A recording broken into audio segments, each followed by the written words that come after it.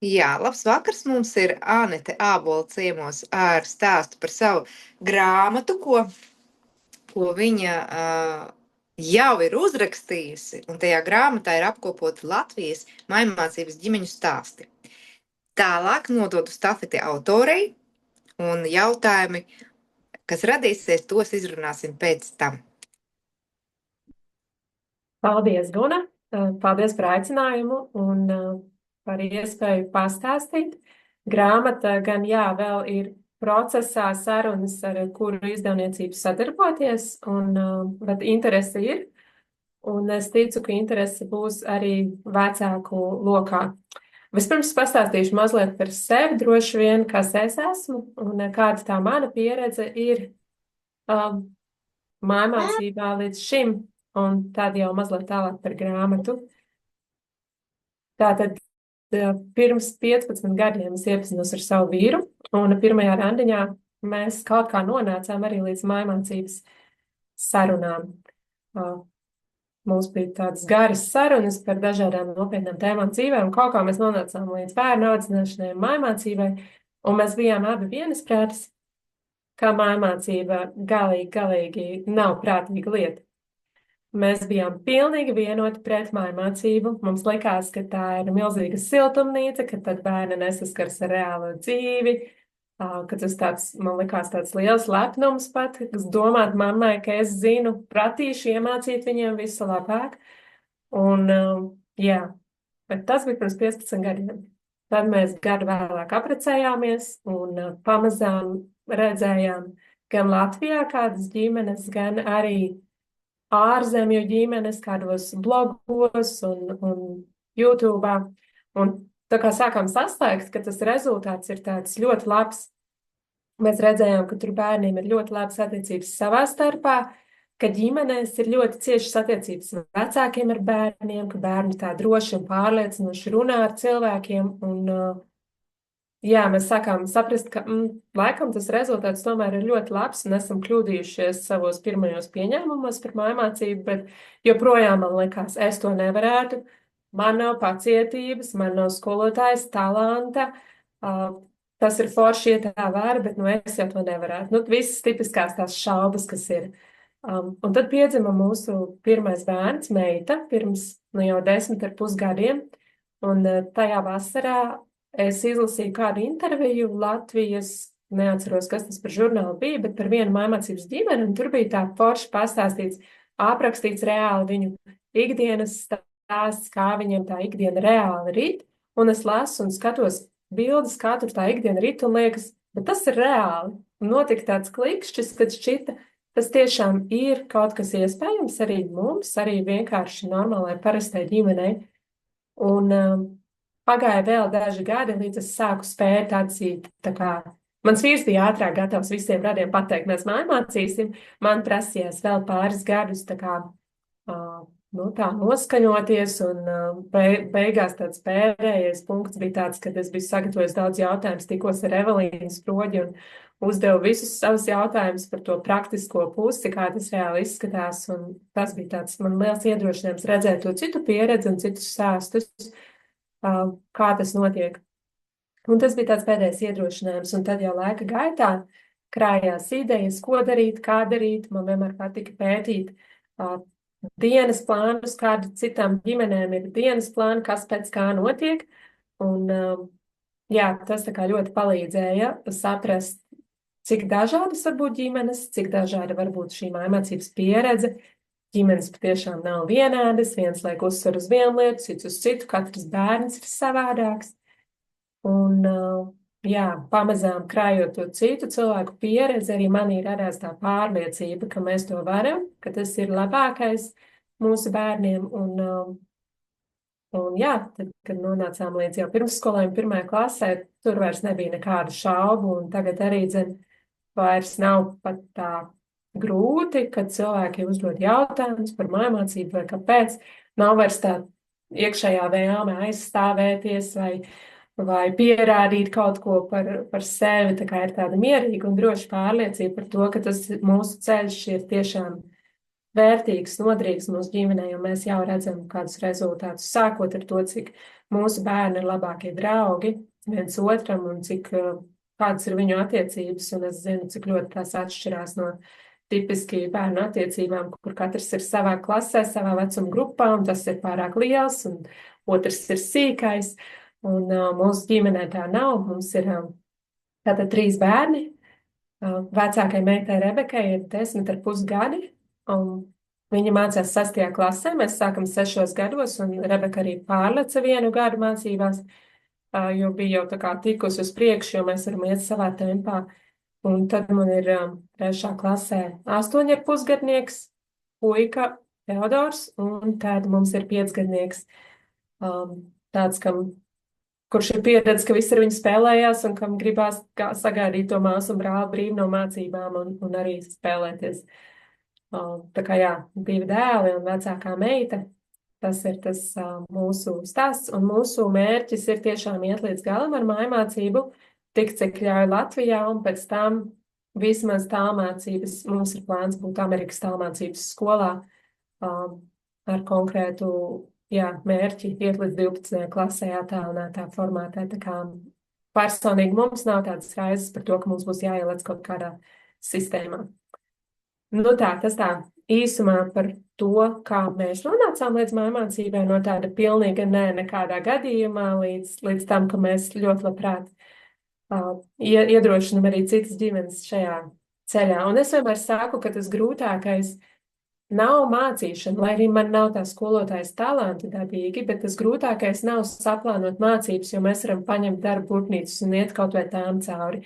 Grūtākais ir audzināšana, rakstura audzināšana, attieksmes audzināšana, un tas atkal ir tas, kas mums ir jādara neatkarīgi no tā, kādu izglītības modeli mēs saviem bērniem esam izvēlējušies. Līdz ar to, tas ir tāds, ko es vienmēr atgādinu citiem un arī pats sev. Mājmācība, tur mēs tiksim galā, bet pats galvenais ir pievērst uzmanību arī bērna raksturam un tam, kā mēs viņu veidojam, viņa ieradumus. Un tad pienāca šī gada mājas. Ja man mājas sākumā pajautāt, vai es rakstīšu grāmatu kādreiz dzīvē vispār, es droši vien teiktu, nē, es nedomāju, ka es to darīšu. Jautājums par Amerikas skolu eksāmenu jādodas Ameriku kārtot, nē. Ir vairākas ģimenes, kas tur mācās un kas ir mācījušās iepriekš, un nē, tas viss notiek attālināti, līdz ar to, kā tas tāds arī tiek atsūtīts šur.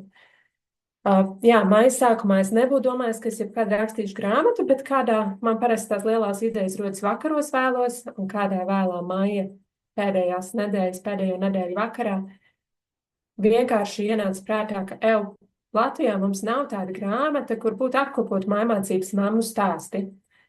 Man atmiņā ir no laika, kad dzima bērni, ka ir dzemdību stāstu pieredžu grāmata, kas atkal bija tāds foršs iedrošinājums tajā dzīves posmā. Un es domāju, bet tām mamām, kas grib kaut ko vairāk zināt par mājmācību, ir tie daži Instagrami, un nekādīši vairāk nav nekas tāds, ko tu vari paņemt un tā lēnām izlasīt un iedziļināties. Likās, ka ir tāds iztrūkums liels. Un tad likās, ka to vajadzētu tā kā aizpildīt kādam. Un tā es nonācu pie tās idejas diezgan pēkšņi. Gūstot vīra atbalstu šajā lietā, jo viņš ir tas, kurš deva man ļoti daudz sestdienas šajā gadā, lai šo darbiņu izdarītu. Es vienkārši sāku saprast, ka jāapkopo tā pieredze, un līdz ar to apkopojām grāmatā 14 mammu pieredzes stāstus par mājmācību. Bonusā statistika, jo mums ir vairāki maģistra darbi ar pētījumiem šajā gadā veikti Latvijā par mājmācības tēmu, un ir arī kādi no iepriekšējiem gadiem, un tad mazliet no ārvalstu statistikas. Un tas, ko mamām es jautāju, gan iemesli, kāpēc un kādā veidā sāk mājmācīt, kāda izskatās tipiska mājmācības diena, kas ir visforšākais mājmācībā, kas ir tas, kas pārsteidza, vai vīrs kaut kādā mērā iesaistās mājmācībā, ko bērni domā par šo mācību veidu, un arī iedrošinājumu citām mamām, kas domā vēl vai šaubās, ko darīt ar to. Un tad es iekļauju tādu, beigās izveidojos diezgan pagara tāda nodaļa ar tiem tipiskākajiem jautājumiem, ko saņem mājmācības mammas, un mēs visas, kas no mums jau mājmācām, zinām, ka pirmais ir jautājums par socializāciju. To ir saņēmusi noteikti katra mamma, kas apsver mājmācību. Un vismaz es neesmu satikusi nevienu, kas nebūtu šo jautājumu saņēmusi. Jā, tā kā tur mēs apskatām jautājumus, un arī šīs 14 māmas, pat, man liekas, bija vēl kāda, kas atbildēja tikai uz šiem jautājumiem, atbild uz jautājumiem. Līdz ar to ir jautājums, piemēram, par socializāciju, un tu vari lasīt apmēram 15 māmu atbildes uz šo jautājumu, ko viņi teiktu atbildē uz šo jautājumu. Un es domāju, ka tas ir tāds liels iedrošinājums gan mamām, kas mājmāca idejas, ko tu vēl vari teikt, ka te uzdod to jautājumu, un iedrošinājums arī tām, kuras vēl domā par mājmācību, redzēt, kā atbild tiešām tās mammas, kas dara šo darbiņu. Un tie jautājumi, ko mēs tā kā iekļāvām pamatā, ir par socializāciju, par to, kā tad var iztikt Latvijā bez 2 algām, par to, ka tas ir dīvaini, taču bērnam jābūt ir skolā, savādāk nevar, ko var iemācīt bez pedagoģijas grāda, mammai taču nav kvalifikācija pietiekama, vai bērnam nebūs robi zināšanās, kā viņš iejutīsies skolā, kad to sāks apmeklēt, un tipiskais tu jau vari, bet man nav pacietības.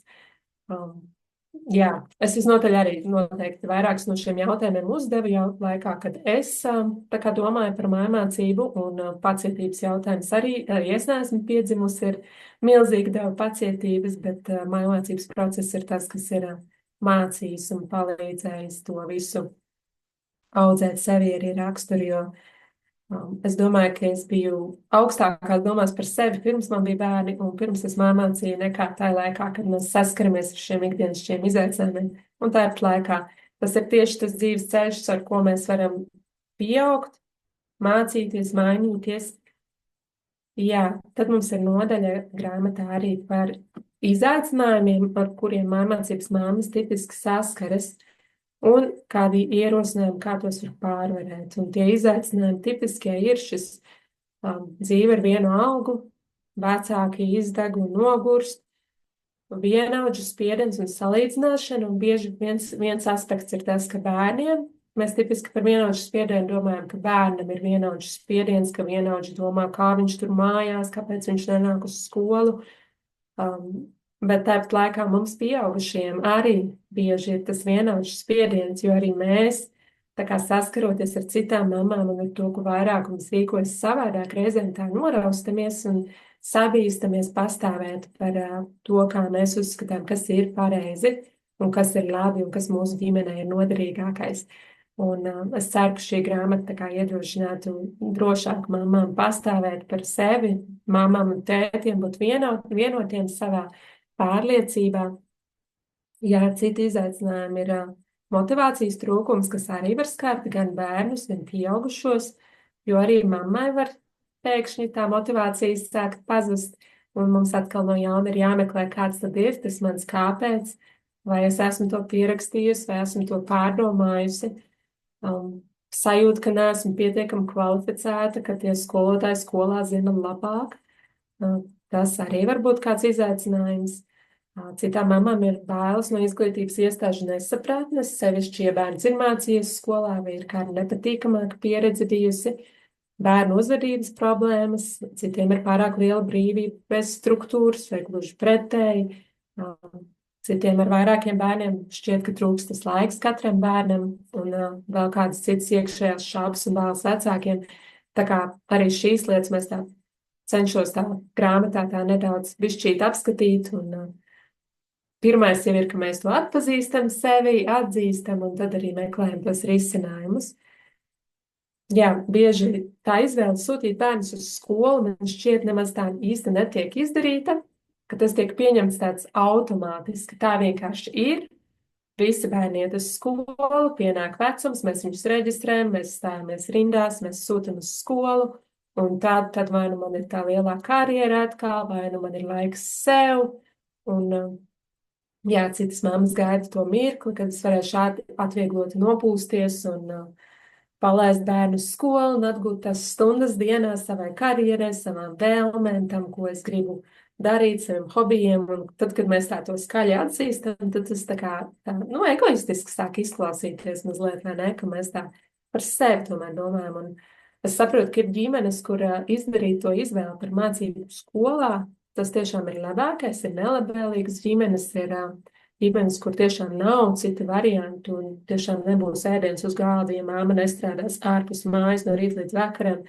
Bet tomēr gribās teikt, ka tas ir tāds mazākums. Un lielākā daļa no tām mamām, ar kurām es esmu saskārusies, kas tā kā šaubās par māju mācību vai skolu, nauda nav tas iemesls. Ja vien nav tā, ka mēs speciāli ielienam parādos, tāpēc, ka mums gribas lielu māju vai otro mašīnu vai ceļojumus bieži vai tādas lietas.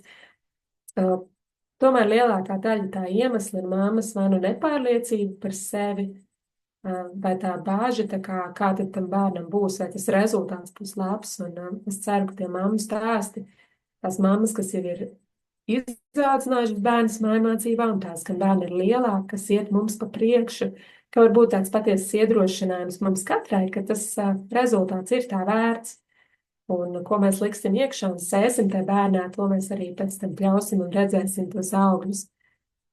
Tā kā mans aicinājums šajā grāmatā patiesībā nav tā nogāzt no troņa izglītības sistēma un teikt, ka viss ir slikti un visiem jābūt mājmācībā. Un tajā pat laikā es domāju, ka tas lielākajai daļai ir tāds labākais risinājums. Bet tas aicinājums ar grāmatu būtu tāds apstāties, padomāt un pieņemt apzinātu lēmumu. Nevis tā, ka plūst pa straumi un mēs vienkārši ieliekam bērnu sistēmā, tāpēc, ka pēdējos 50 gados vai 100 gados ir tā ierasts un tāpēc, ka savādāk nevar, bet tiešām padomāt un pieņemt apzinātu lēmumu par savu bērnu izglītību. Un tas jau skar ne tikai izglītību, bet bērnu personību un raksturu, jo mājmācība izmaina un veido savādāku bērnu nekā izglītības sistēma. Un tāpēc vienkārši padomāt, kādu rezultātu tad es gribu, kas manam bērnam ir vislabākais. Kāpēc es gribu vai negribu mājmācīt? Vai kāpēc es gribu vai negribu sūtīt viņu skolā? Kas ir tie iemesli? Kāpēc es izvēlos tieši šo skolu?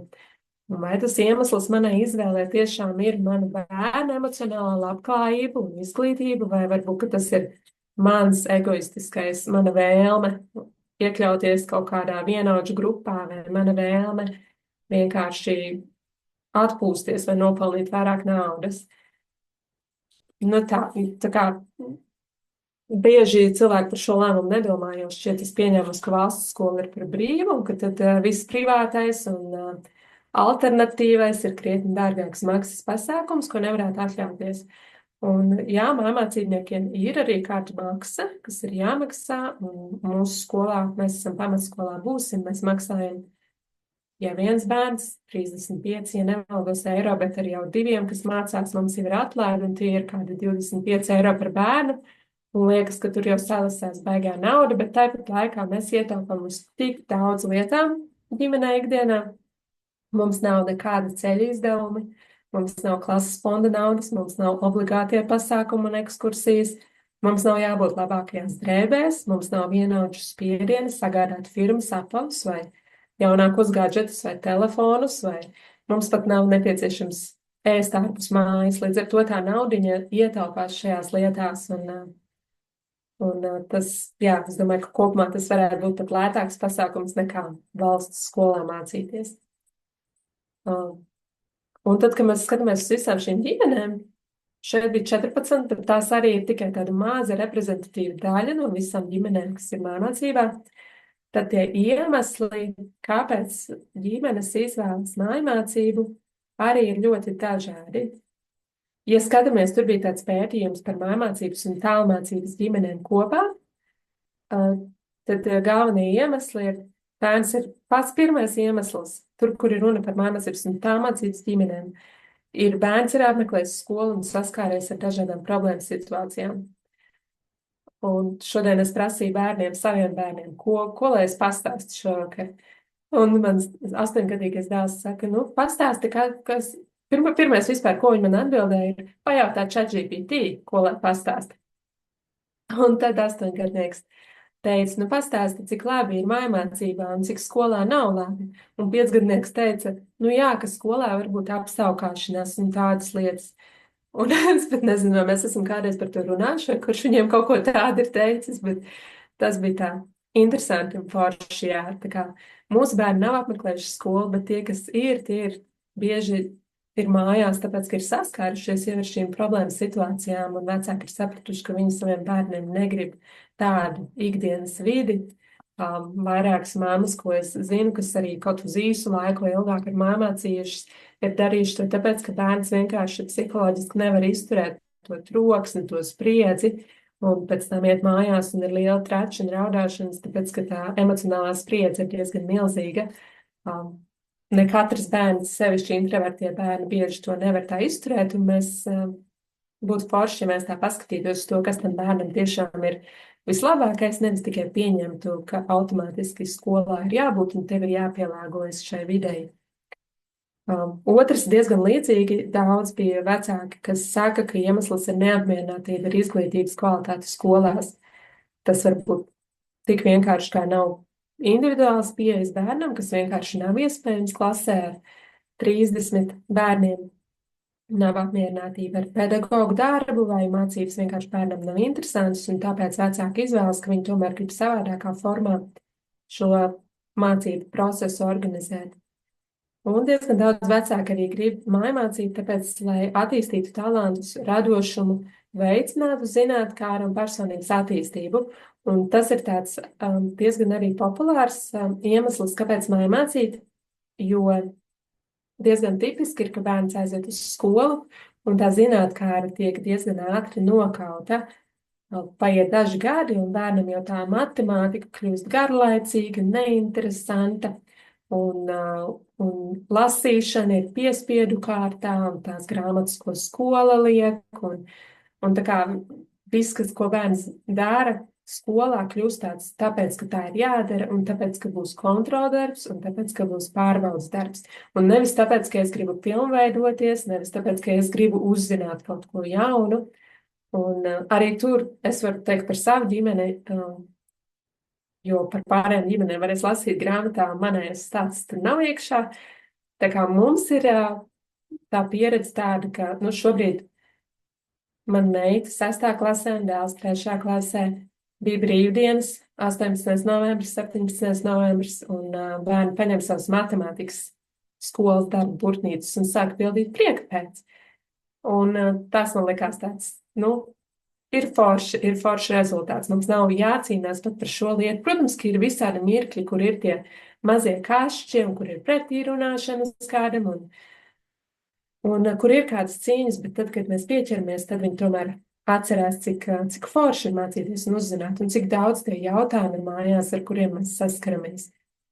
Cik ļoti bieži mēs saskaramies joprojām arī no 8-gadnieka ar visiem kāpēc jautājumiem. Kāpēc ir tā, un kāpēc tur notiek šis, un es mostos no rīta šorīt, un man abi puikas jau nāk, un meita arī. Mums ir biznesa idejas jaunas, un kur uz šīs lapas mēs katrs rakstīsim savas biznesa idejas, un tad man tik jādomā, kas ir reāli un ko mēs tiešām varam izdarīt. Bet bērni ir zinātnēkāri, viņiem ir tā vēlme joprojām ko jaunu uzzināt. Viņiem ir interesanti atstāstīt grāmatas vienam otram, ko viņa lasa, un tas ir riktīgi forši. Es domāju, ka tas gandarījums mamām mācot bērnus. Tas, ka es varu būt viņam blakus jau tā ir superīgajā mirklī, kad viņš iemācās lasīt, un ka es joprojām varu būt blakus tajā mirklī, kad viņš var jau lasīt daudz grāmatas, stāstīt citiem. Un mans 8-gadnieks, man ir vīra māsa šeit, viņiem būs jātur noslēpumā, bet mans 8-gadnieks ir uzrakstījis šoruden grāmatu, un viņš ir tas sākās ar to, ka es viņam liku septembrī uzrakstīt tā kā vienā dienā, es domāju, jāpatrenē domrakstī, uzrakstīsim tādu stāstiņu, viņš varēja izvēlēties par ko. Un viņš atnāk pie manis ar 10 nodaļām, ko viņš ir izdomājis un ko viņš rakstīs šo grāmatu.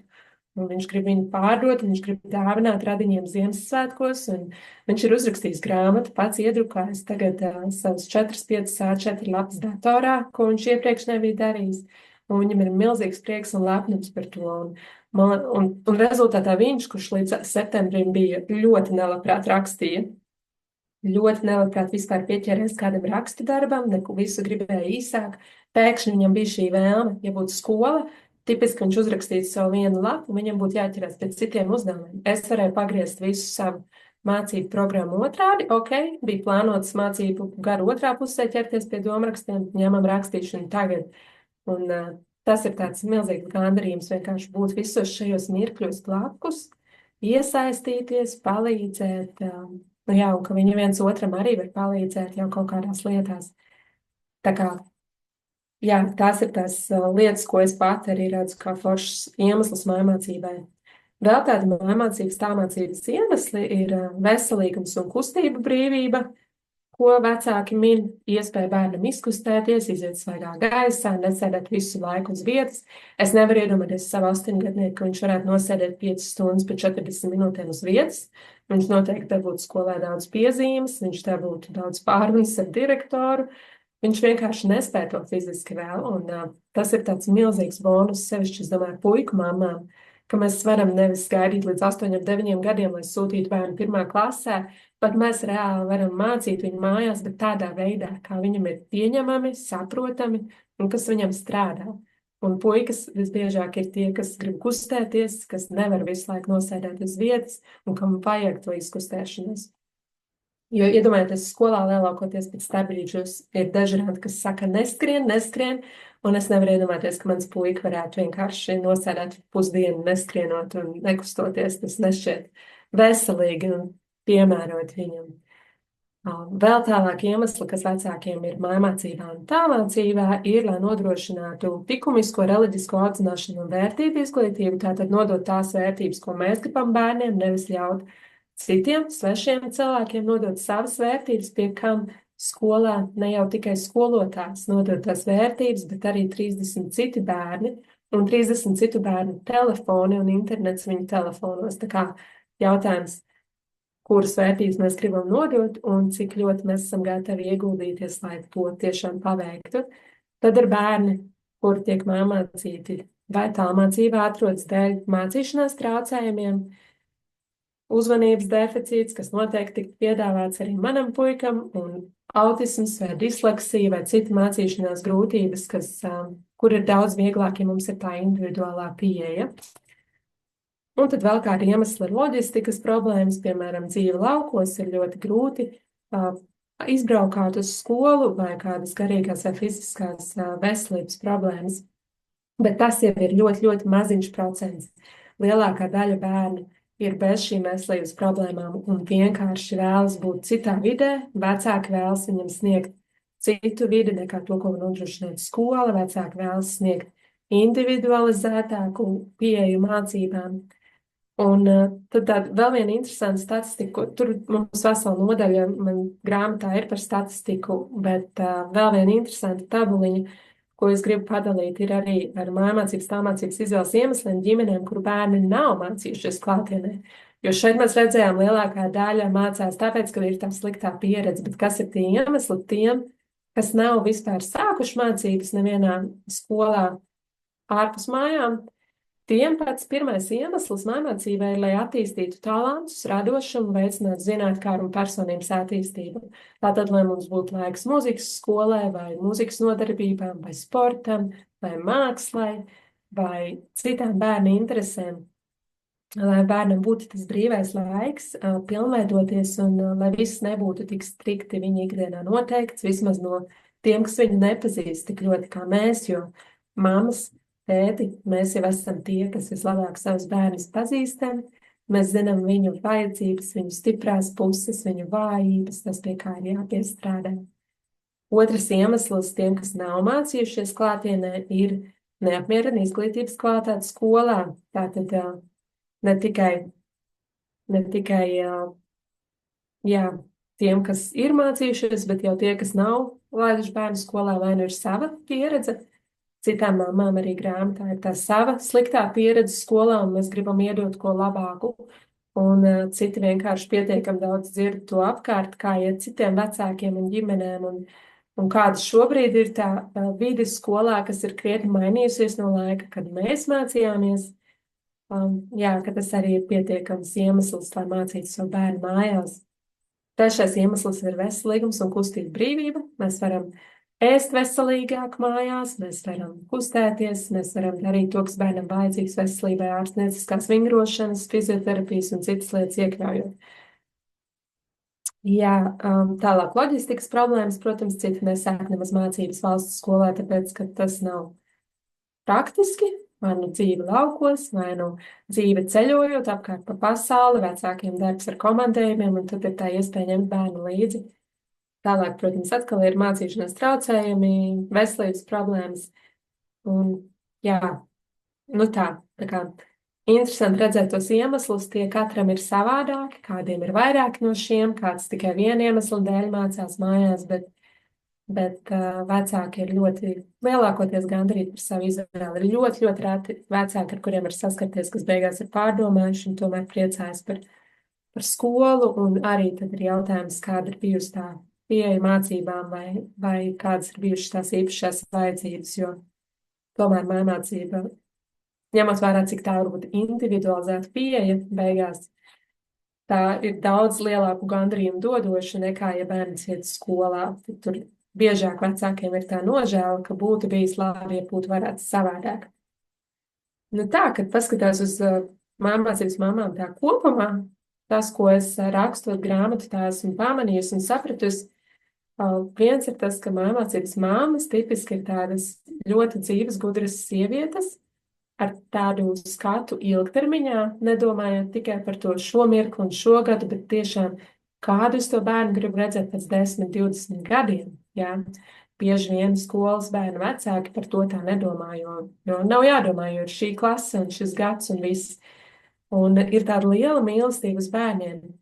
Un es zinu, ka visas mammas ļoti mīl bērnus, bet ar šo lielo mīlestību es domāju to spēju upurēties, saprotot, kas ir labākais bērnam, ka mēs spējam upurēt to otro algu, to savu ērtību, to savu brīvo laiku, lai ieguldītu šos gadus, mēnešus, gadus bērnu izglītībā. Tas ir viens, bet vēl svarīgāk bērnu emocionālajā labklājībā. To, kāds tas bērniņš veidojās, tāpēc, ka mamma ir viņam blakus, tāpēc, ka māsa un brālis ir tepat, tāpēc, ka viņš nav nošķirts no ģimenes. Un jā, tās tādas divas lietas, ko es tā pamanu, caurskatot visus šos mammu stāstus un zinot vēl citas mammas, tās parasti ir sievietes, kas ir gatavas iet pret traumu, izdarīt neparastas, neordināras izvēles, vienkārši tāpēc, ka tev ir tā pārliecība, ka tas mūsu ģimenei būs vislabākais šajā mirklī. Jā, pie tiem iemesliem, pie kādiem es pieskāros, vēl kādi ir, kas man pašai ir vienmēr bijuši arī tādi. Patiesībā tāds mans pirmais iemesls mājmācībai, ne pirmais, bet tas, kas atbild uz to pirmo jautājumu, kas parasti citiem rodas par mājmācību, ir socializācija. Jo kas tad ir socializācija? Ja mēs skatāmies definīcijās, tā ir pielāgošanās un citu cilvēku normu pieņemšana. Un mans iemesls mājmācībai ir socializācija, jo es gribu, lai mani bērni ir vidē, kur ir cilvēki, kuru normas un vērtības es gribu, lai viņi pieņem.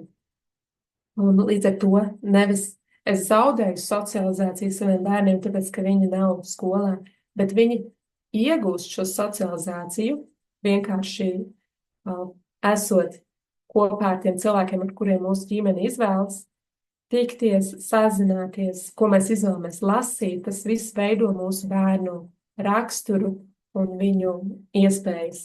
Jā, tālāk veidot attiecības. Ok, izstāst, ka mums ir jāpārtrauc, jā, lai mēs varam ienākt atpakaļ, jā, Guna?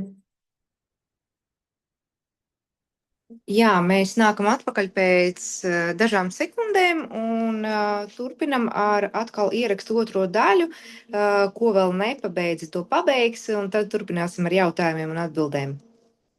Tā kā tūlīt patiekamies atpakaļ. Jā. Jā, tātad minēju to, ka socializācija ir tas mūsu viens no tiem galvenajiem arī iemesliem mājmācībai. Un, jā, tuvas ģimenes attiecības visnotaļ tas ir pirmais rezultāts, ko mēs esam redzējuši. Mēs pazīstam savus bērnus, tāpēc, ka mēs vienkārši esam to laiku kopā ar viņiem. Un patiesībā tas ir tāds, man patīk domāt par to, kā tādu veidu, kā iegūt laiku dzīvē un kā nopirkt laiku. Jo laiks it kā iet, un viņš pazūd tāpat laikā. Bērns skolā pavadītu no pirmsskolas līdz 12. klasē savas 16,000 stundas, ja tā parēķina. Un tad mēs reāli ar katru savu bērnu varam iegūt šīs 15 līdz 17,000 stundas atpakaļ.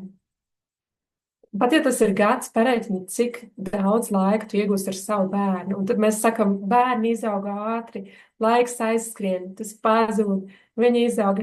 Es gribētu, ka viņi būtu ilgāk maziņi, bet mēs reāli milzīgi daudzumu laika varam iegūt vienkārši esot kopā ar viņiem mācībā. Un reizē gan arī mums redzēt visu viņu izaugsmi. Tas man bija tāds liels atklājums, kad es no kādas citas māmas dzirdēju šo skaitli un tiešām pārrēķināju, cik tas tā reāli ir un cik milzīgs ir tas cipars. Un iedomājieties, man ir 3 bērni, tas ir 45,000 stundu. Un šīs 15,000 stundas, tas ir tā kā 2 gadi, ja mēs rēķinam apmēram laiku, vai 3 gadi, ja mēs atrēķinam mūsu miega laiku. Ja? Tā kā tas ir tāds milzīgs apjoms laika, ko mēs varam atgūt ar katru savu bērnu. Es domāju, ka tas arī tā iedrošinoši katrai mammai paskatīties uz to no šāda skatu punkta. Jā, es domāju, ka mēs arī vēl laiku ietaupām mājmācībā ar to, ka mums nav tas laiks ceļā, bērnam nav jāstāv rindās uz garderobi, uz ēdnīcu, uz klasi, mums nav jāgaida, kamēr tiek savākti mājas darbi vai kamēr tiek nomierināti tie, kas nevar nomierināties.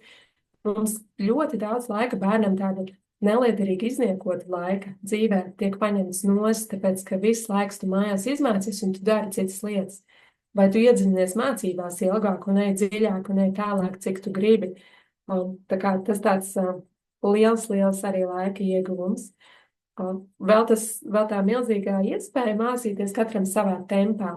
Un jā, kaut kādā mērā robi zināšanās katram būs, jo mēs neesam perfekts, un skolā neviens skolotājs arī nav perfekts. Piemēram, es mācījos krievu valodu no 6. līdz 12. klasē un nespēju sarunāties krieviski, tāpēc, ka vienkārši skolotāja pieeja nebija tāda, kas man strādāja. Vai maniem klases biedriem arī dzen. Jā, bet tā iespēja iet savā tempā, ja mēs gribam iet dziļāk, vai man, piemēram, ir mērķis, lai man bērni var angliski lasīt 10 gadu vecumā.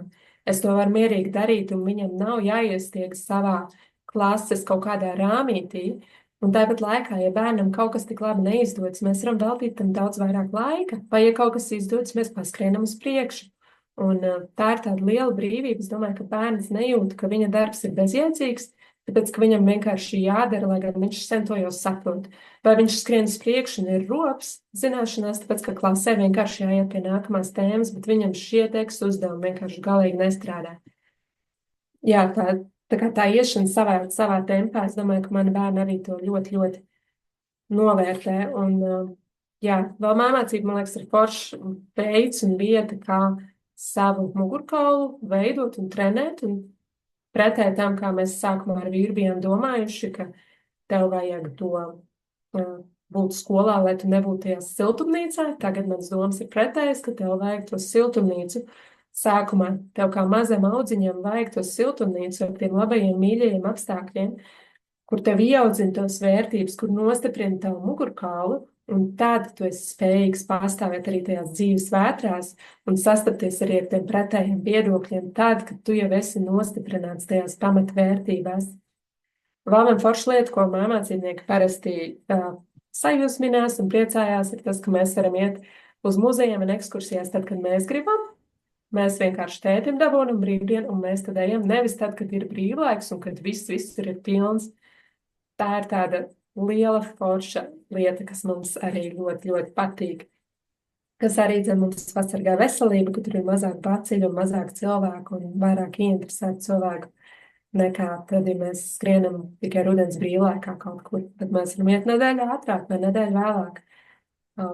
Jā, un vēl viena lieta, kas man liekas ir ļoti tāda noderīga, ir ieaudzināt darba ētiku un prasmi strādāt un darīt lietas, kas tev negribās, jo skolā man šķiet ir ļoti viegli izšķūkt cauri. Gan, ja tu esi gudrs, gan, ja tu esi slinks, bet viltīgs, tu vari izšķūkt cauri ļoti daudz, kur ir tāda minimāla piepūle.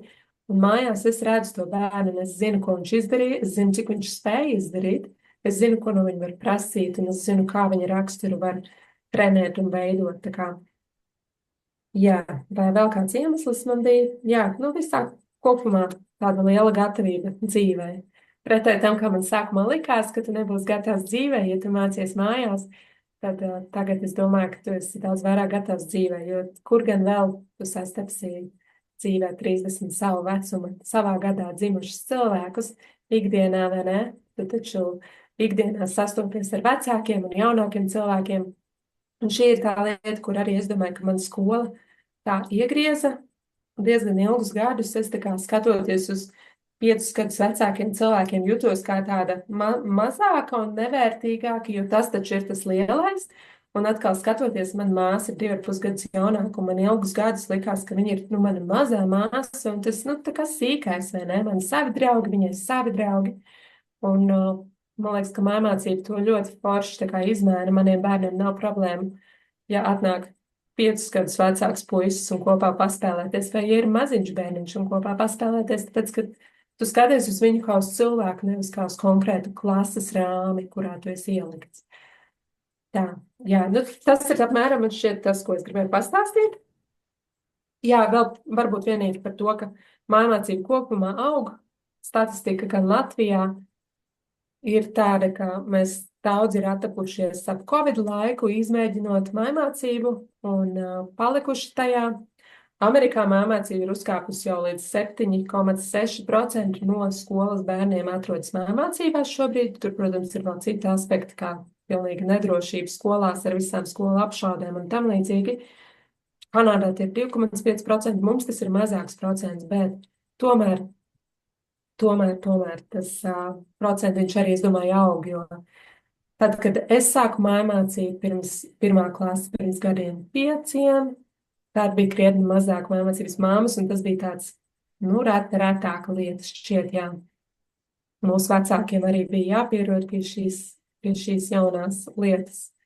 Un tagad šķiet mazliet populārāk. Bet, tas galvenais mērķis tajā grāmatai jau bija tāds, vienkārši popularizēt šo lietu, jo es redzēju to, ka ķerās klāt pie tālmācības un grib tā kā apgriezt tālmācību mazāk, un tur liekas, nākamais jau tad ir mājmācība. Un es zinu, ka mēs no mājmācības jau izaugsim ārā pēc dažiem gadiem, bet, lai gan jaunākais, protams, vēl kādu laiciņu būs, bet es gribu nodot to tādu mantojumu nākamajai paaudzē, to, lai mēs tā kā varam padarīt vieglāku to visu sistēmu Latvijā, jo, jā, gribās, ka šī grāmata var būt gan tāds uzrunāt gan māmas un iedrošināt tās, kas mājmāca, un reizē arī normalizēt mājmācību sabiedrībā, parādot gan tiem, kas domā par mājmācību, gan vēl vairāk tiem kritiķiem un skeptiķiem, kāda tad ir tā mājmācība un ka nav tik traki un ka tur ir tas rezultāts gan akadēmiski, gan emocionāli, bērni aug veselīgi un gudri.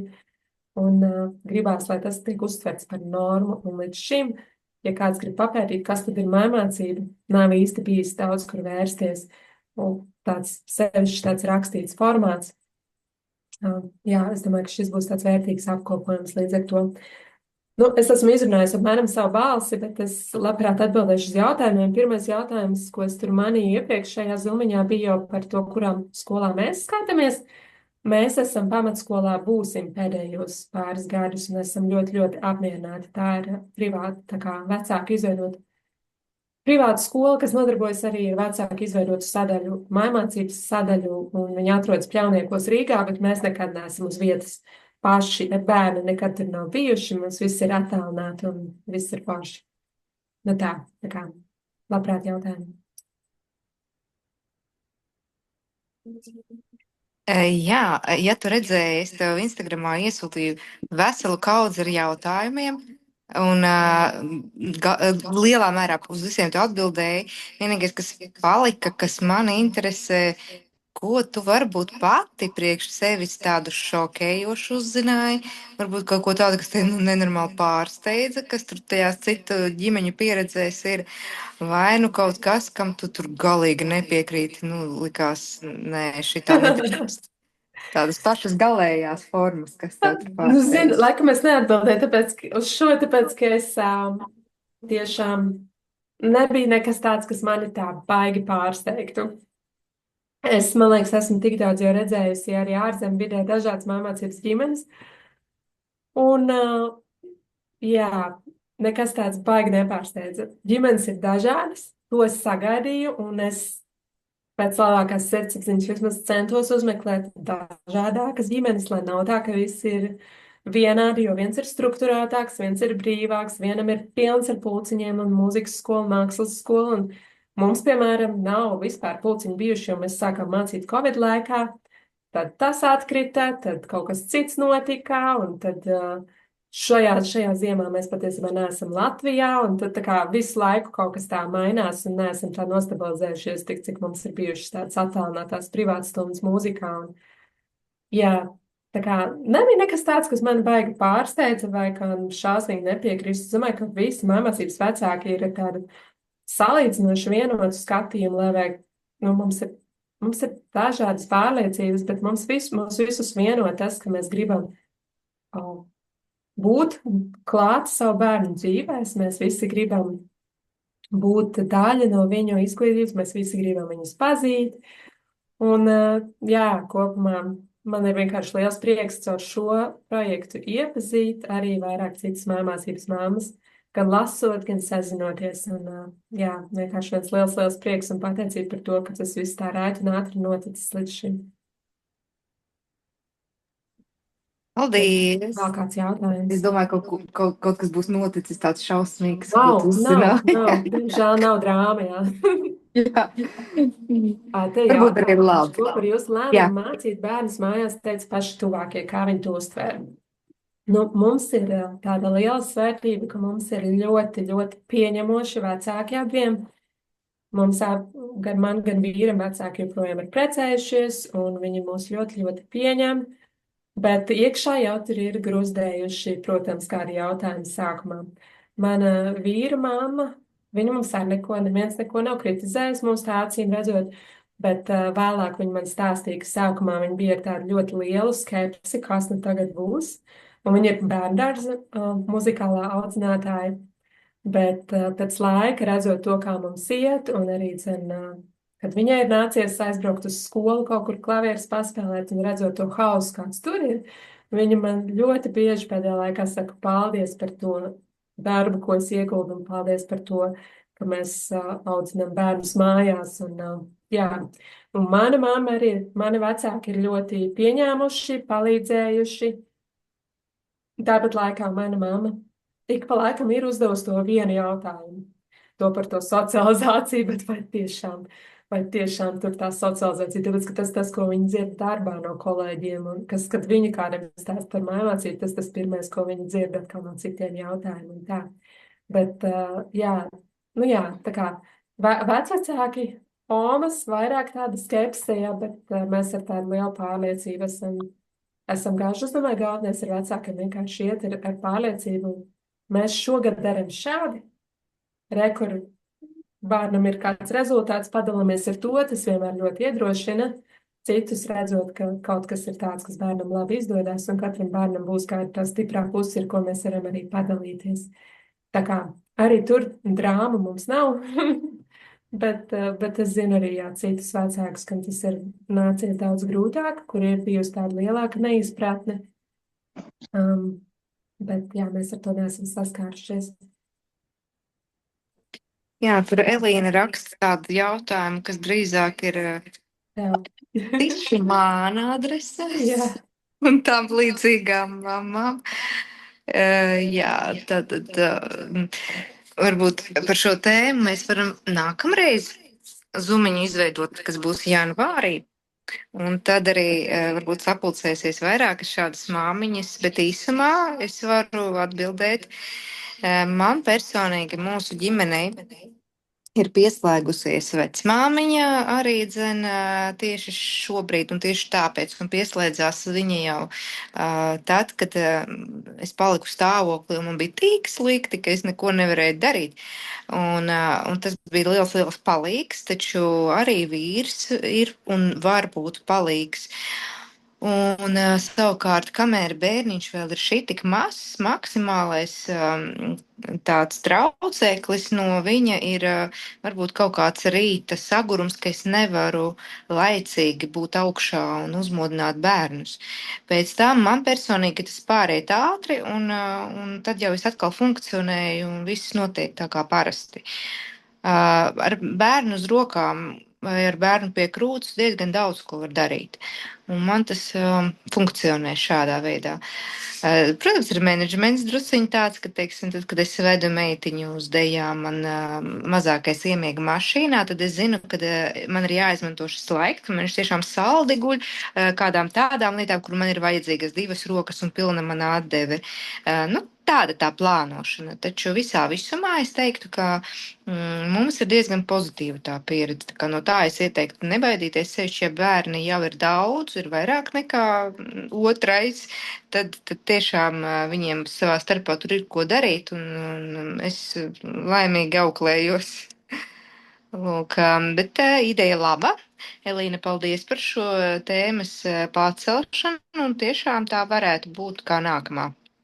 Savukārt, man no savas puses vēl Anetē gribās pateikt, ka viss, ko tu stāstīji, vienkārši sirds gavilē, vienkārši jā, tieši tā, tā tas arī ir, urā, ir vēl kāds, kas par to runā.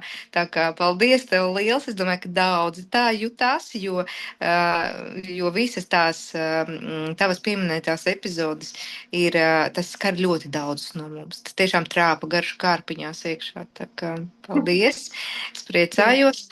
Vai ir vēl kādi jautājumi? Skatos, vai ir vēl kādi jautājumi. Kāds var pacelt roku, uzdot jautājumu? Mēs te visi jūtamies kā mājās, droši. Jā, mēs varam pakarāties, pagaidīt un padomāt vēl par to, kas tā ir jautājums.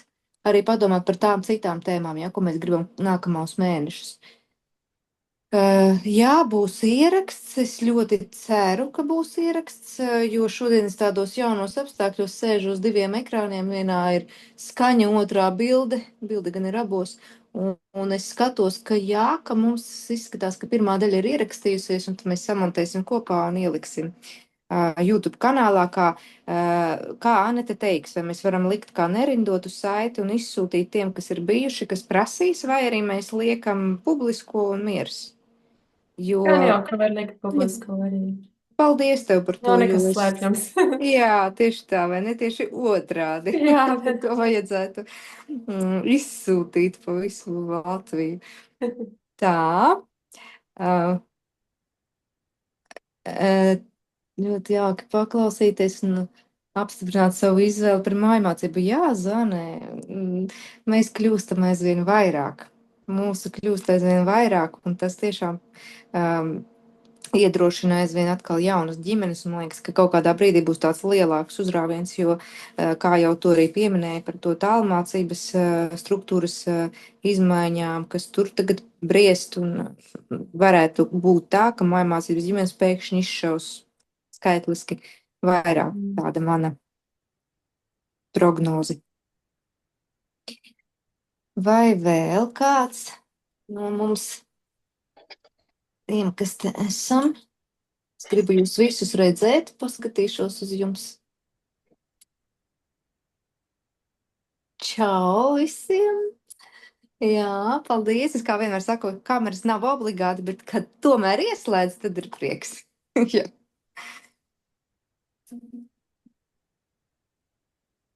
Lūk, nu ko? Vēlreiz arī atgādinu, ka tad, kad mēs pabeidzam šos zoomus, mēs varam doties uz platformām.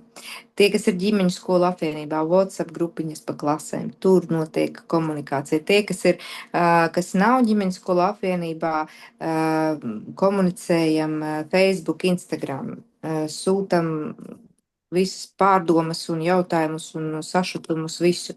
Vēl ir izveidota jauna grupiņa Telegramā, kur arī saiti Tūlīt sametīšu visas saites te čatā, lai visi tie kontakti paliek un jūs varat tikt pie viņiem. Tāpat arī sekojam līdzi aktivitātēm YouTube kanālā, kur var būt kaut kas, kādas intervijas ik pa laikam parādās jaunas, tad mēs tur nopublicējam un padalāmies. Un rakstiet arī privāti. Mans, piemēram, numurs figurē, manuprāt, var personīgi rakstīt, zvanīt arī man. Un piedāvāt savas visas idejas, pretenzijas un ieteikumus.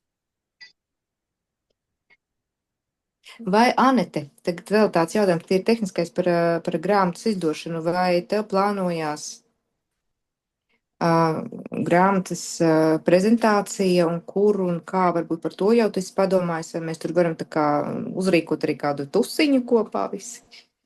Nu, tā kā es šajā ziemā neesmu Latvijā, man tā grūti pateikt, cik ātri attiecīgi tas tipogrāfijas viss process notiks, tad arī redzēsim. Ņemot vērā, ka mums pašiem ar ģimeni arī ir izdevniecība, es varu teikt, ka visticamāk tas būs pavasara otrā puse, bet, nu, tad redzēsim. Tā kā skatīsimies, kā būs ar tiem grafikiem un laikiem, un tad jau došu ziņu kādu. Es, kad nāku pie dēla uz istabu, man komplektā iet kaķis. Tas ir tāds īpašs zvērs, kas tikai ar dēlu komunicē, bet izrādās, ka viņš ar tiem, kas te šajā krēslā iesēžās, prāt. Tā, nu ko, es tagad pamēģināšu, kamēr mēs visi esam vēl pieslēgušies, samest saites te tagad no telefona jums čatiņā, lai jūs varat kontaktus dabūt ātri un vienkārši savukārt. Kurš vēl grib ieslēgt mikrofonu, pajautāt kaut ko, varbūt vēl Anetei kāds vārdiņš ir pasakāms, kaut kas piebilstāms, rezumējams, tad droši.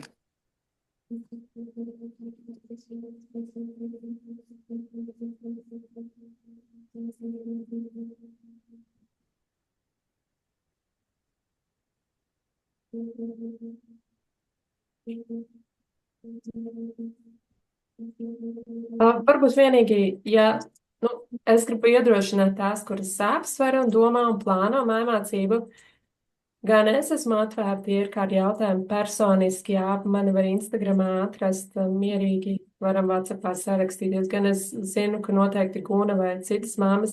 Kaut kā ir tā, ka liekas, ka ja mamām ir vairāki bērni un mājmātes, viņas ir ļoti aizņemtas, bet viņas vienmēr atradīs laiku iedrošināt citas māmas. Tā kā, ja ir kādi jautājumi personīgi, skatieties uz citām mamām šeit, kas ir māmācības māmas, un droši uzdodiet jautājumus un meklējiet tās atbildes un iedrošinājumu, ka tas ir vajadzīgs, jo tāpēc mēs to darām un tāpēc mēs tā esam, vai ne? Jā, sveiki. Nu, man tad ir viens tāds jautājums. Es domāju, tagad man bērni iet 2. klasē, un man bija doma tā kā viņus mājmācību ņem, bet es viņus palaidu skolā, un tagad ir doma varbūt tomēr atstāt, tā kā mājmācību. Bet es tagad domāju, kā jūs tā kā darat, vai jums ir kaut kāds plāns, kas šajā gadā, tā kā, ko vajadzētu iemācīties, vai tas no skolas nāk, vai jūs paši izdomājat, jo kaut kam ir jāatskaitās, vai ne? Eksāmeni jau būs jāliek. Man liekas, pirmajā čatiņā bija tas jautājums par tiem eksāmeniem, kā tad noliks tos eksāmenus, tā kā, pēc kāda plāna, tā kā, vai arī vienkārši plūstat, kaut kam ir jābūt kaut kādai struktūrai, kaut kam ir jāzina to pēc 2. klases, ne? Es te pilnīgs iesācējs, tāpēc varbūt ļoti vienkārši jautājums. Paldies par jautājumu.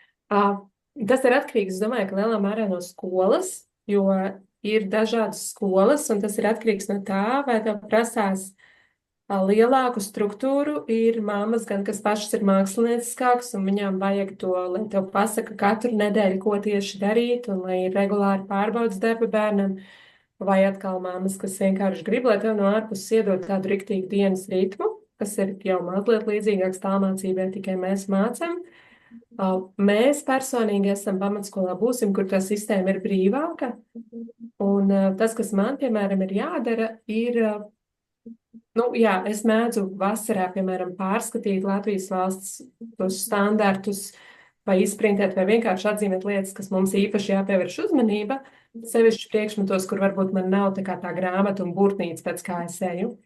Bet tas, kas man ir jādara, skola mums ir izvilkusi kādas lietas atsevišķā Excel tabulā, Un man ir jāķeksē bērns 1. līdz 3. klases ir tur sācis apgūt, turpina apgūst vai padziļināt apgūst tās lietas, vai 4. līdz 6. klasē, tad man ir jāieraksta par 5 tēmas, apmēram, ko mēs esam mācījušies. Un tur ir arī paraugi, kas var arī nokopēt, ja man nav nekā cita, ko teikt.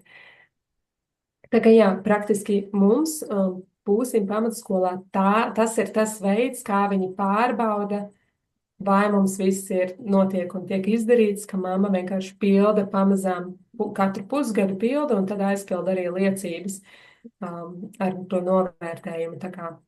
Bet ir, piemēram, es zinu, Vilgāles pamatskola, tur ir regulāri pārbaudas darbi visos priekšmetos.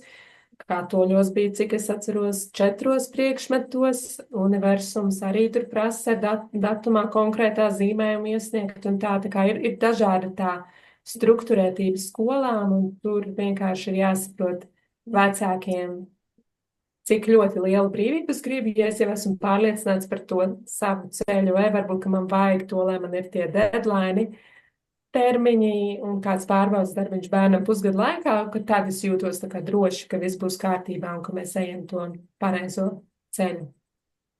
Jā, varbūt kādam ko piebilst. Jā, paldies atbildēju uz jautājumu. Tas atkarīgs no skolām un ko paši esam gatavi, kā mēs paši to vēlamies organizēt. Okay, paldies.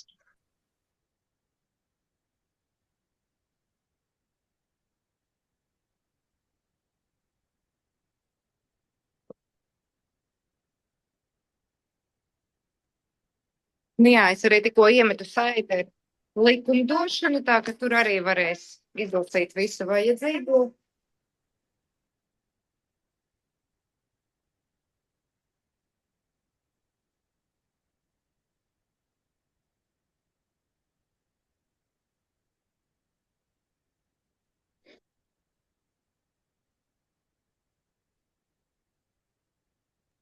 Ja kas skaņa pazuda, nevar dzirdēt, bet jā, paldies, jā, es tad palasīšu.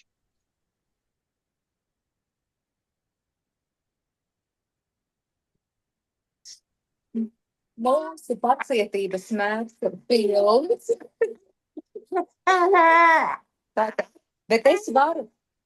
Mums bija tāda praksa, ka es atstāju jūs uz parunāšanos, kas vēl grib, jo ir kādreiz tā, ka mammas satiekās šeit un noskaidro, ka ir no līdzīgiem reģioniem, un tad tiešām grib parunāties ilgāk, tā ka mēs varam izslēgt ierakstiņu ārā un tad atstāt parunāties kādu, ja vēlās. Daram tā?